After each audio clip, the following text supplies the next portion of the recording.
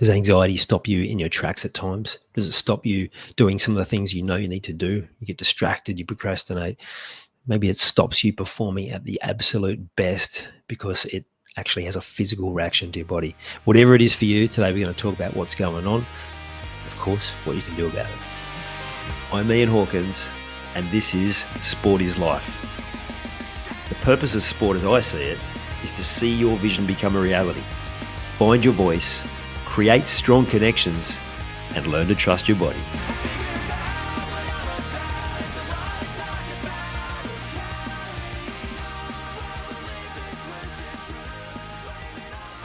I'm finding that to start this year, there's a general wave of anxiety floating around. That's from some of the people I've spoken to. It's also I've become pretty good at recognizing patterns and seeing it out there, amongst the people that you run into, and also when you start having a trained nervous system, you can start really feeling that energy out there, and there certainly is that energy. I've even noticed that my dog's a bit more on edge than usual, and they are the best at picking up energy. Absolutely, it's why they can make a judgment call on people when they get to the door. They've already decided based on the energy that they're feeling from that person. Which is why, not always, but mostly, they're pretty good judges and can recognize when someone perhaps is not got your best intentions at heart. So that's all well and good, but what do we do about it? Well, firstly, what's going on is that you get started in the year, you suddenly, I found even myself doing it, like you're suddenly rushing. Like what I enjoyed over the break was like just not in a hurry to get anywhere, just driving really chilled, taking my time, getting good results, being focused on the areas I needed to be at the time I needed to be. So presence. And then immediately I get back to work last week, start rushing, I had to just pull myself back in line. Okay, just relax. And I imagine there's a lot of people doing that too. They're thinking about all the things that they've said they're going to do this year, or maybe they haven't even thought about that. And that's why they're anxious as well, because they're like, I haven't made any plans. And suddenly, school's coming back, or about this time of January, people are starting to get things moving.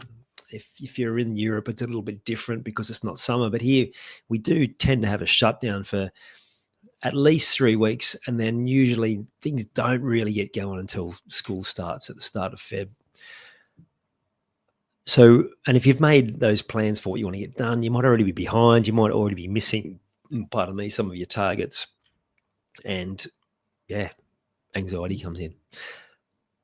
Now, what if that anxiety that you're feeling is not actually anxiety? And that applies to if you've got something going on now, or just in general. If you've got something coming up, whether it's something to do with sport, if you're still playing football or golf or anything where anxiety might take over, or a work project, or you've got to go meet someone that you're not sure about, but whatever it is, when that anxiety comes on, I want you to start thinking in those moments, is this anxiety, or is it actually nerves? Is it nervous excitement? Now, I don't know about you, but any success that I've had, there's been an element of nerves there. Now, what we can learn from sports psychologists is that there has to be a certain level of, not necessarily nerves, but you have to have that level of stimulation to get good results. If you're too passive, you haven't got your body in that right state, then it's just not going to happen. But too wired, then that's where you're going to get those feelings, being too nervous, too anxious. And so it's about finding that middle ground. But there's still nerves there, right? Nerves mean that you care. Nerves mean that you want to get a good result. They're all good things. And there's an element of excitement as well. Like, how good? Like, I can't wait to get into this. So it's a good thing. But what happens is that overthinking and self-doubt will turn nervous excitement into anxiety really quickly if you let it. And that is from a number of different reasons. And I'm not going to go into the full depth of what that is, but it's when you start thinking too much about the future. You start thinking about all the different scenarios that could happen. You're creating all of these different ideas. Now, the first thing that comes to mind is because you haven't got any certainty. So part of the solution is certainty, and we'll get into how you can do that as well. But you're also starting to worry about a future that's outside of your control. That's where anxiety comes in. You start thinking about all of these different things. This person might do this, or this person might say that. What if this happens? What if I make a mistake and people think whatever they think? So again, you're focusing on these things that are outside of your control. And that's where nervous excitement turns into anxiety. It manifests in your physical body. You get those butterflies in your solar plexus, and that can actually end up being stronger than that, go through your whole body. You know what it's like, shaking, whatever it is for you. Some people full-blown panic attacks. I think their heart's doing crazy things, and sometimes it does when anxiety takes over. So the first thing you need to make sure you do when you start finding yourself getting into that place of anxiety is to take deep breaths. Slowing yourself down. You can bring your nervous system away from that fight or flight response, but instead come back to central, to centered. So having some sort of trigger to remind you just to slow down and take some deep breaths.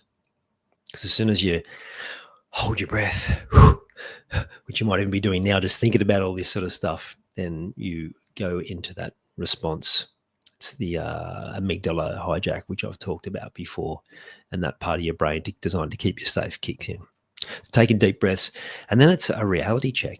What's actually going on here? Like, what is the situation? Are nerves actually going to be helpful in this space? Am I focusing on a whole lot of things outside of my control? So it's a self-awareness piece. And yes, sometimes this is hard when you're feeling anxious, but that's why you need to take those deep breaths.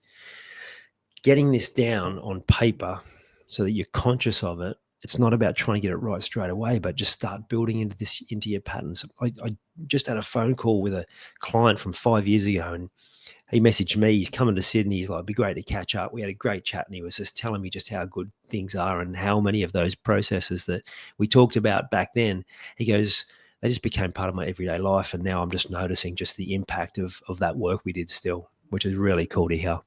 So building the process, building the habit of putting it in place, which means initially you might have to write it down. You might have to be a checklist. It might have to be clunky, but after 21 days, you can build a habit. And then it's just about having the discipline to keep it in place. So reality of the situations, are nerves helpful here? If they are, what level? And then don't allow ourselves go into things that are outside of your control.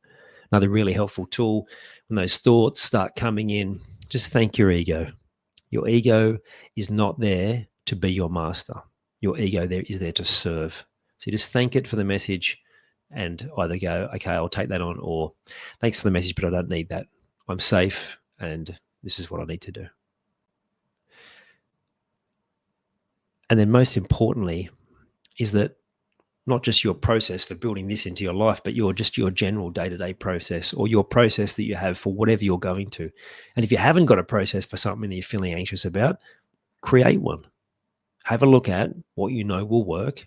And if you don't get it right next time you do it, then that's when you do a review and go, well, did that work? Didn't it work? What do I do about it? And as you refine the process by reviewing, readjusting, resetting, whatever you need to do, you'll find that it'll start to actually work. And this is how you fast track your success. This is how you start getting better results, because you don't get caught in the anxiety. You allow the nerves to be there, but you just come back to the process. Process is magic. And you're probably thinking, man, he talks about this all the time, because it's so true. And I'll ask all of you who have been listening for a while to this pod, how many times have you actually built in the process? Have you taken the time to write it down? Are you making sure you go through the checklist? Behind me here, I've got, for those watching, there's a whiteboard there I've got on the bookshelf. And it was my new morning routine that I created in the middle of last year. Now, I don't need to look at it anymore, but when I first started out, I was going through each morning and I was ticking off as I did it. And then I'd rub it out the next day and I'd tick it off, until it became second nature and I was able to do it. And that's how you build habits. So get your process in writing. Write it down somewhere you're going to see in your phone. Little whiteboards, they cost like $2, $3, $4, $5 at your $2 shop or whatever they're called in your city, and make it happen. You actually got to take the action, and then you'll find that you'll start embracing the nervous excitement again. You'll think about those days when you're about to play whatever your chosen winter sport was, getting those the nerves on the game day, when we're about to go out to bat and the wicket falls, and you have that nervous energy, and it's a good thing. It's not a bad thing. It's like I said, it's the overthinking and that self-doubt, and we can navigate around that with process and with breathing, impacting your physiology.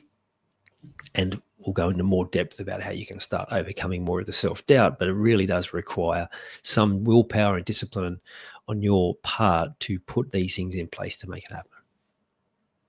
So, and the other thing is, if you are particularly sensitive to emotions, when I say that, maybe you can be prone to getting emotional watching a sporting victory or a heartbreaking loss.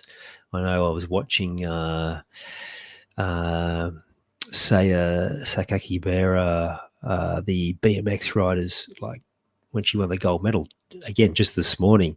Her brother had a really bad accident where he had been in a coma for a few months, and she developed a fear around it, and then just the journey back, having accidents of her own, and the fear, and then having to overcome that, and then winning the gold medal. And I got really emotional.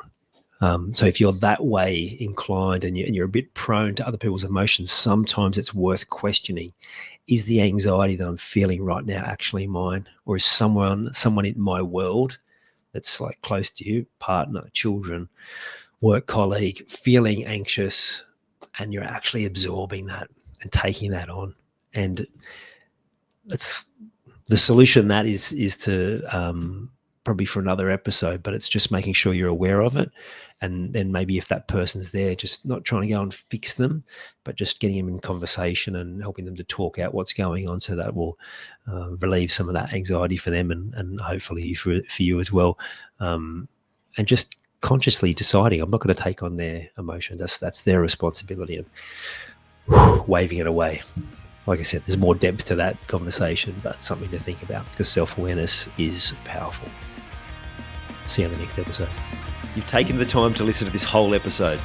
Now it's time to take action. Commit to one thing you've learned today and make it happen.